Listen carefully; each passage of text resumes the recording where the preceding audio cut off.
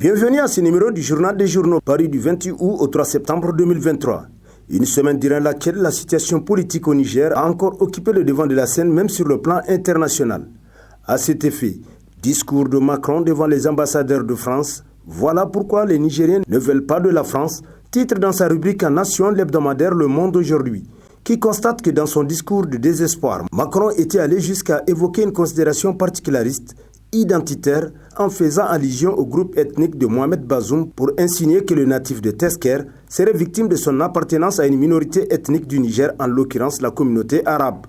Quel argument bidon de la part de ce gamin gâté de la République française, s'exclame le journal, qui se demande comment alors aurait-il été possible à un candidat issu d'une minorité ethnique, comme le prétendait Macron, de se faire élire président de la République si une grande majorité du peuple nigérien ne lui avait pas accordé son suffrage. Depuis quand l'appartenance à une ethnie quelconque serait-elle devenue un critère fondamental pour conquérir le pouvoir suprême au Niger ? S'interroge l'hebdomadaire pour qui, en recourant à cet argument identitaire, on pouvait deviner sans doute les dessins noirs de la France macronienne, c'est-à-dire celui de souffler sur ces braises incandescentes de la fibre ethnique, comme elle le faisait depuis des décennies, voire des siècles sur le continent africain. Le dernier haut fait en date de ce moyen lâche et rétrograde est incontestablement le cas du génocide rwandais de 1994, avec son million de victimes, nous rappelle le journal qui poursuit, en politique interne comme en politique extérieure. Les uns et les autres recourent à l'argument ethnique à titre d'instrumentalisation à des fins bien définies. C'est le cas actuellement de la France macronienne, en très grande difficulté au Sahel en général, au Niger en particulier, qui n'a plus d'autre moyen de se maintenir dans son ancien empire colonial que par le recours à l'arme identitaire, constate le monde aujourd'hui qui renchérit. C'est tout simplement regrettable de voir une nation qui s'est dit civilisée et humaniste recourir à un tel argument pour justifier son action diplomatique dans un pays comme le Niger. Niger, Emmanuel Macron encore dans une de réalité, s'interroge à la une de sa parution en date du 31 août le quotidien privé Mouria, la voix du Niger, qui constate qu'ainsi, empêcher que le général Tchani et son équipe prospèrent trouve sa profonde motivation dans la sauvegarde de l'emprise de la France sur la région, en évitant surtout que cette dernière tombe dans son écrasante majorité dans le giron de nombreux concurrents dont le plus craint et le plus pernicieux est celui de la Russie, dont les ravages dans les territoires jadis conquis font sûrement peur à l'Occident en général et à la France en particulier. En clair, sauver le régime de Bazoum revient surtout à arrêter une hémorragie de trop au sein du fameux précaré français, en coupant désormais l'herbe sous les pieds d'éventuels aventuriers déjà aux aguets dans d'autres pays en vue de créer de nouvelles tombes au partenariat historique de la France avec ses anciennes colonies, selon Mouria qui conclut. Mais la France aura fort à faire face à la construction d'un bloc de soutien au régime des généraux de Niamey, dont le soutien commence même à se manifester de façon curieuse auprès des mentors jadis proches du président Mohamed Bazoum, à part bien entendu les positions déjà affichées par le Mali et le Burkina Faso, prêts à prendre part à cette nouvelle guerre par procuration aux côtés du voisin nigérien. Coup d'État contre la mainmise de la France sur nos ressources minières, le soutien actif à une puissance étrangère est un acte de haute trahison, titre à sa une l'hebdomadaire satirique La Hache, pour qui la patrie d'Emmanuel Macron s'est employée à chiffonner le sous-sol de notre pays, achetant à des prix de misère l'uranium qu'elle prélève de nos riches gisements depuis 1968, soit 8 ans après notre indépendance virtuelle. Tanja Mamadou avait payé l'affront fait à la France en essayant d'obtenir des conditions plus avantageuses sur l'exploitation de notre uranium. Il a été crucifié aux yeux du monde entier pour avoir engagé un troisième mandat anticonstitutionnel. Mais les plus avertis des analystes savaient qu'il avait été renversé pour permettre au Niger de retourner dans le giron colonial de l'Empire de France. Des élections furent organisées, rappelle le satirique pour qui, après la chute du patriote et un gouvernement dit démocratiquement élu est installé avec à sa tête Issifou Mahamadou, proche de nombreux dirigeants occidentaux. En fait, c'était le parfait sous-préfet au service de la France, n'étant intéressé que par le pouvoir sans aucune empathie pour son peuple. Il était à l'origine de l'installation de toutes ces bases militaires étrangères qui compromettent dangereusement la souveraineté de notre pays, selon le journal pour qui, avec Bazoum Mohamed, c'était la continuité de l'hégémonie de la France sur le Niger. Un président de la République mal élu qui s'était tourné vers Macron et la CEDEAO après son renversement pour demander de l'aide.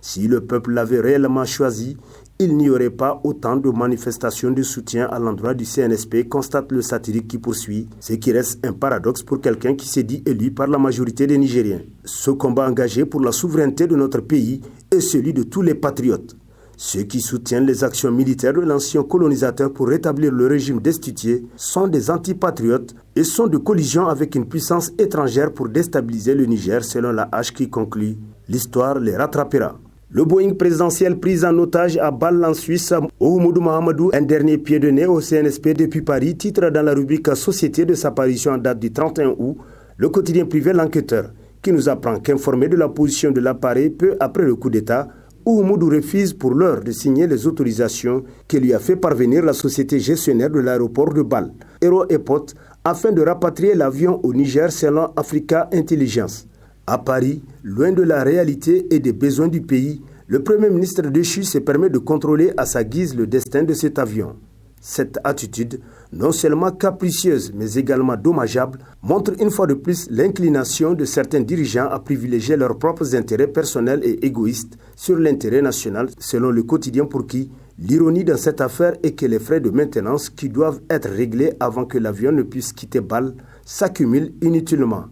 Dans cette saga, Oumoudou Mahamadou a choisi de montrer son vrai visage. Ses actions dénuées de toute considération pour son pays en crise ne sont rien d'autre qu'une démonstration du mépris qu'il éprouve pour le Niger et son peuple, conclut l'enquêteur. L'aile politique de la rébellion du PNDS Tareya contre le Niger, Hassoumi Massaoudou, les ailes cassées d'un aigle de verbe,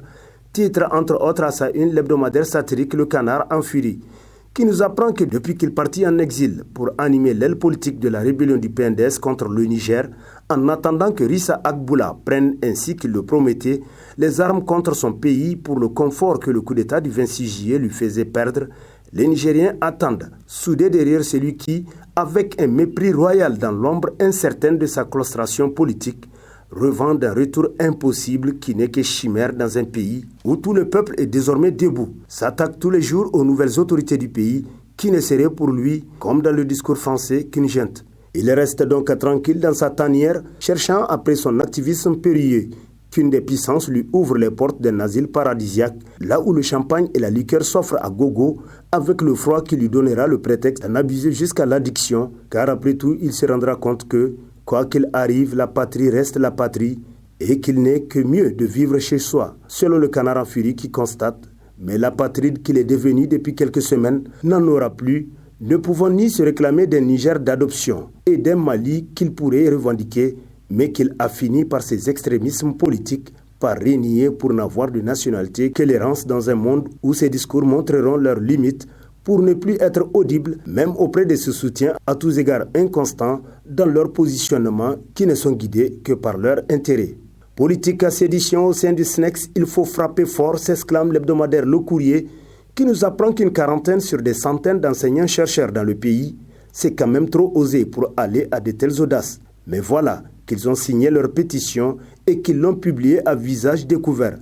L'intellectuel qui ne peut pas prendre des distances pour juger, guidé par ses passions et ses subjectivités, dévie de la science et de ce qui le rend respectable dans ses choix et ses prises de position. Ces hommes avaient donc oublié qu'ils sont des hommes de science. Ils avaient oublié que lorsque ça va mal, c'est la parole crédible de leur science que le peuple attend. Mais ils ne l'ont jamais donné, constate le journal qui se demande pourquoi quand ça va mal dans le pays, l'on ne peut pas entendre les universitaires s'exprimer collégialement sur les problèmes du pays afin d'arrêter certaines dérives. Notre pays pourrait donc être malade de son intelligentsia. Elle peut faire de la politique, mais la politique ne doit pas l'aveugler au point d'oublier la rigueur scientifique qui appelle à prendre des distances pour analyser et pour oser une parole qui soit crédible et défendable dans les amphithéâtres, d'après l'hebdomadaire qui poursuit qu'au Niger, l'on ne veut plus de cet intellectualisme qui se prostitue pour des causes partisanes, quand sa science l'en interdit. Comme quoi, ce n'est pas un diplôme qui fait d'un homme un intellectuel.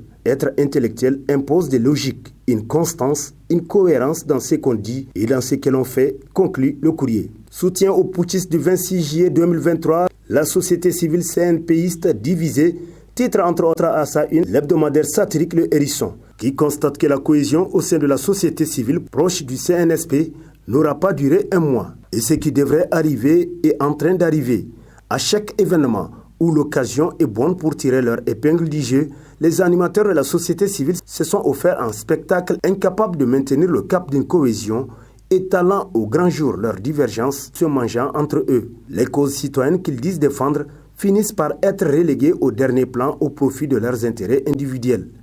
Il ne peut pas ne pas être ainsi quand la société civile est devenue un fonds de commerce. Il n'en espère pas moins sous cette ère du CNSP, lâche cet enseignant au détour d'une conversation très agacée de voir des visages qui, hier encore, célébraient la Renaissance Acte 3, festoyés aujourd'hui avec les militaires au pouvoir.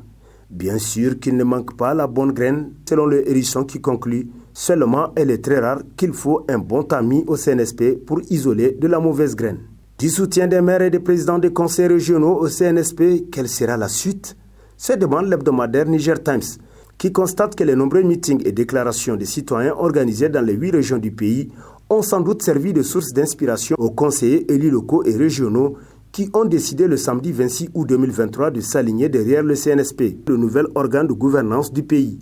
Tout porte à croire que les collectivités territoriales constituent un dispositif efficace du transfert de compétences et de ressources de l'État au bénéfice des communautés vivant à l'intérieur du pays.